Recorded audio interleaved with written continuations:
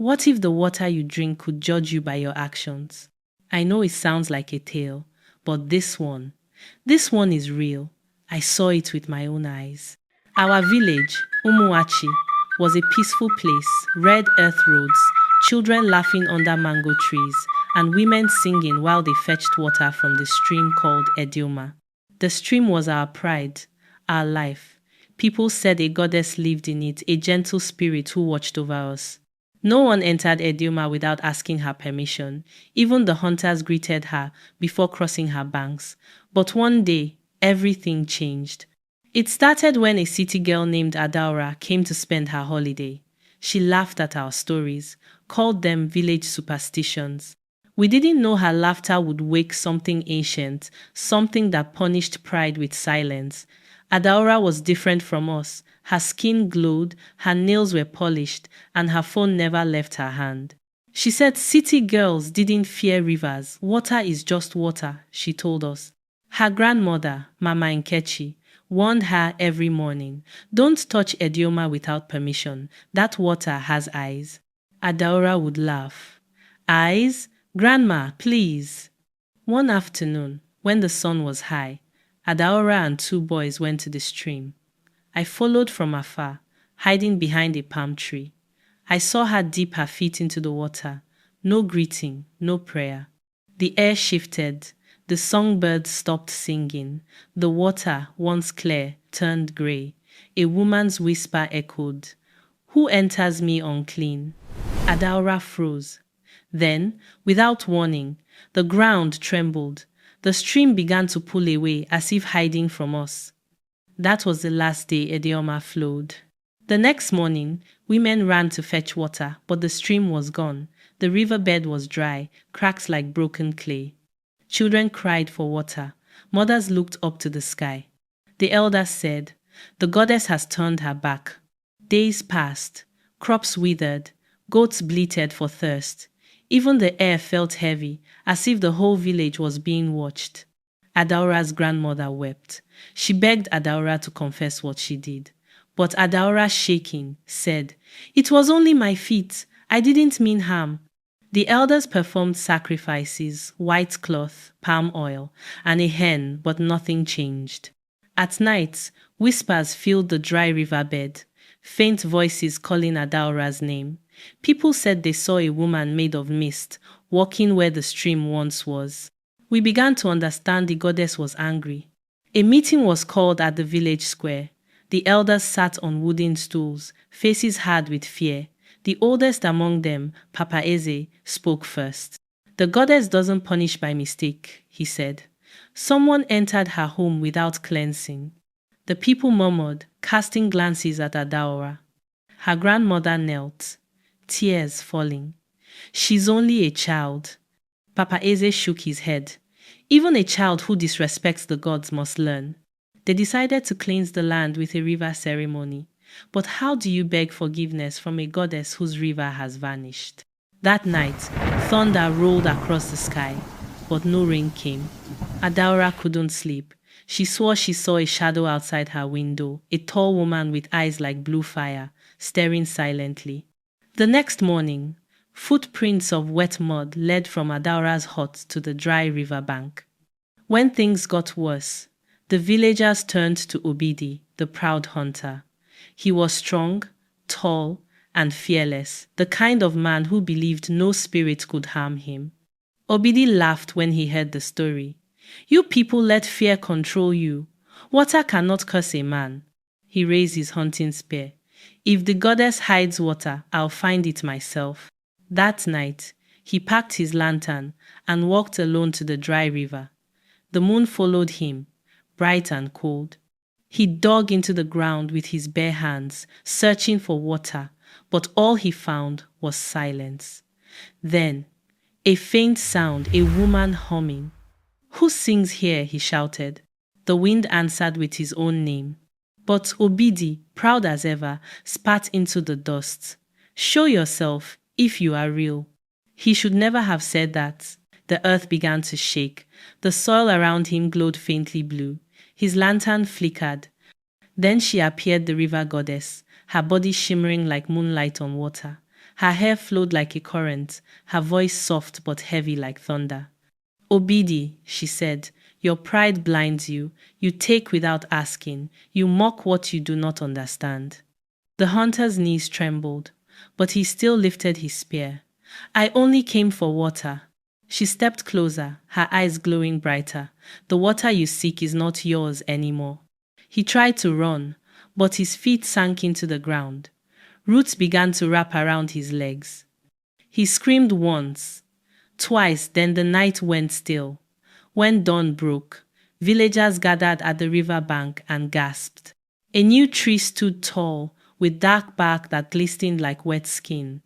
Obidi's spear leaned against it, buried halfway into the trunk.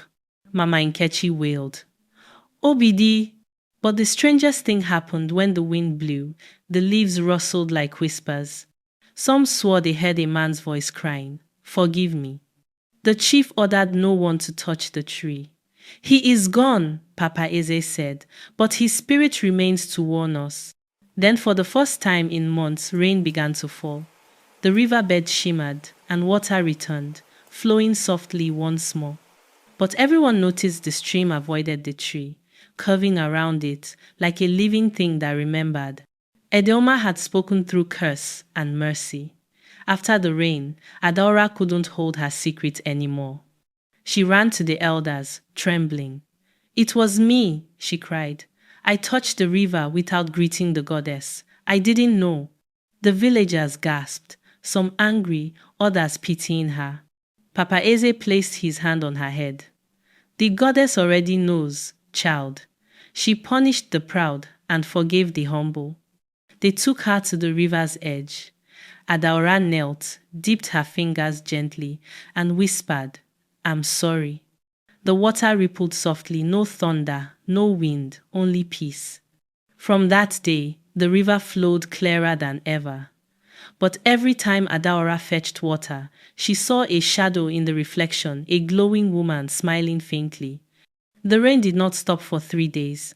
Crops came alive again. Animals danced in the mud, and children played under the downpour, laughing. Adaora helped her grandmother plant new yam shoots. She felt lighter, free from guilt. But something strange remained. The new tree near the river never stopped whispering. At night, people walking by heard Obidi's voice, warning hunters never to mock the gods again. Some nights, Adaora thought she saw blue fire flickering at the roots. Still, the village learned gratitude again. The elder said, Edeoma tested us and taught us that pride dries the soul faster than drought. A week later, Papa Eze gathered everyone. He said the goddess left a final message. He pointed at carvings that appeared overnight on the whispering tree. The river gives life only to those whose hearts are clean. Adaora felt chills run through her. The people began to sing songs of thanks every morning before fetching water. Life returned to Moachi. The stream sparkled again. But the story of Obidi and Adaora spread far and wide, told in markets, schools, and churches. The moral became clear. Respect is not fear, it's wisdom. The moon was bright that night when the wind began to sing again. It wasn't just a normal breeze, it carried whispers. Children woke up crying, saying they heard someone calling their names. Adaora stepped outside, her heart pounding. She heard it too, Adaora. The voice was calm, but filled with sorrow. She followed it to the river. The water shimmered under the moonlight. Then she saw a faint figure, a woman made of mist, her eyes glowing softly. It was the river goddess. Child, the goddess said, you are forgiven, but never forget pride turns hearts to stone. Tell your people to honor what they cannot see. The wind blew again, and the figure vanished.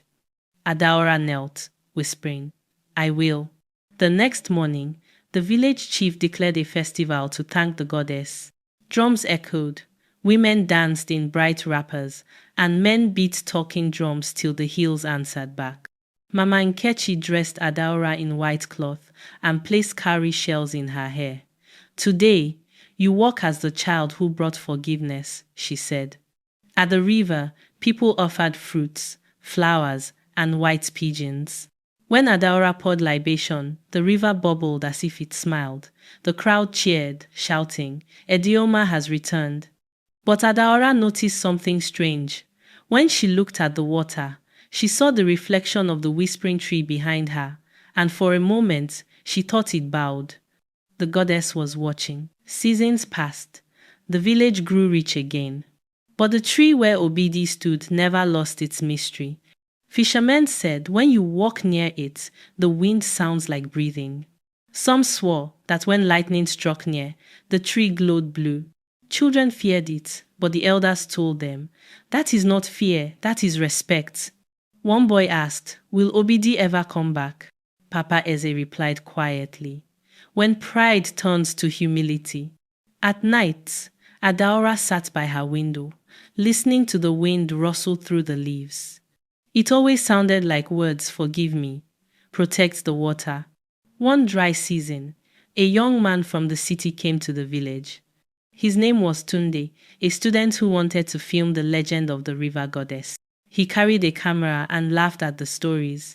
Do you still believe water spirits exist? He said. I'll prove it's all imagination. The elders warned him. Adaola begged, please, don't mock the river.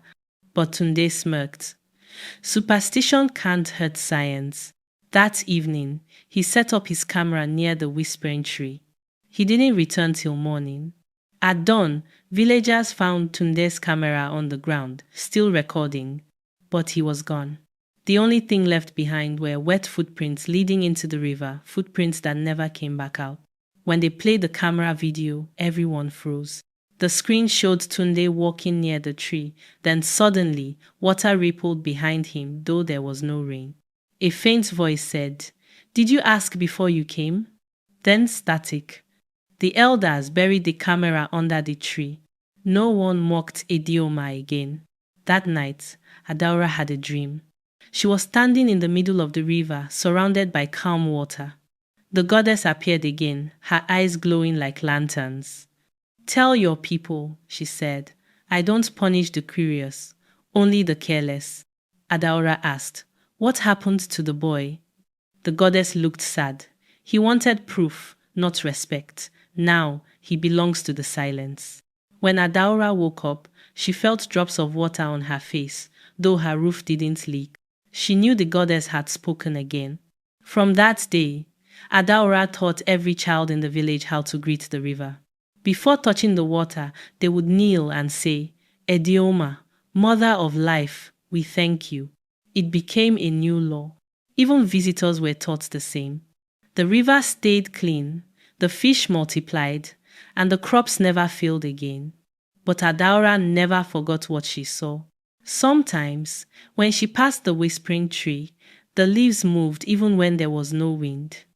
And if you listened closely, you could still hear Obidi's voice saying, humility saves, pride destroys. Years later, Adaora grew into a teacher.